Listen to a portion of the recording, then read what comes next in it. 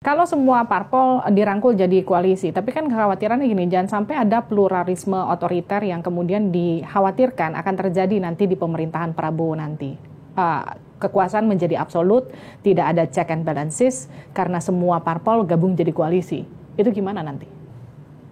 Apakah akan 100% ini semua masuk ke kabinet Pak Prabowo? Saya kok nggak yakin ya. Itu dia. Anda yakin akan tetap ada yang jadi oposisi? Iya, tetap akan ada yang jadi oposisi. Bahkan jika pun misalnya 100% ya, ini sekali lagi kita menduga-duga ini ya. Bahkan jika pun misalnya 100% semua partai-partai parlemen ini masuk ke pemerintahan, maka antar kita di dalam itulah yang kemudian harus menjaga. Misalnya soal isu demokrasinya ya.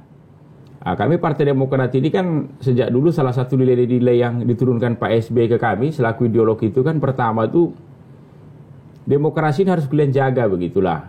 Soal pembatasan masa jabatan presiden, karena dulu tahun 98 itu kan Pak SBY pernah jadi praksi ABRI di DPR gitu dia. Beliau kan punya peran juga terhadap reformasi ini. Itu nggak boleh itu diganggu gugat.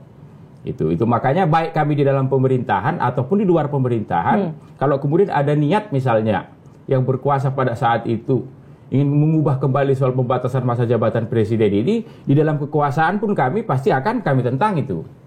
Soal pemilu reguler misalnya, itu juga nilai-nilai diturunkan Pak SBY ke kami.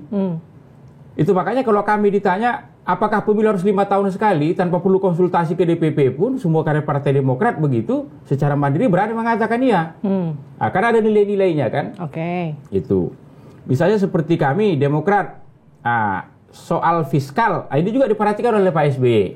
Itu, ya kalau bisa utang kita itu semakin hari ya rasionya dengan PDB itu semakin turun lah misalnya. Karena ada nilai-nilai tiap partai gitu. Ini misal kalau semua partai-partai gabung 100% masuk gitu. Jadi masing-masing partai itu kan punya nilai-nilai. Nilai-nilai itulah yang kemudian walaupun kita di dalam kekuasaan harus kita pakai untuk menjaga pemerintahan itu. Walaupun aku berpikir ya, rasanya nggak mungkin lebih 100% itu dia. Tetap nggak mungkin, pasti ada yang nyisa di luar ya? Mungkin ya, itu dia. Mungkin. Ya kita tunggulah. Ini kan akan bulan ini katanya ada Rakernas teman-teman PDIP kan, untuk menentukan apakah ikut masuk atau tetap di luar begitu. Setelah Pak Ganjar kemarin sudah deklarasi bahwa akan jadi oposisi, apakah kemudian suara PDIP akan sama dengan suara Pak Ganjar? Apakah nanti kemudian gabung ke jadi koalisi? Itu masih belum ada informasi soal itu.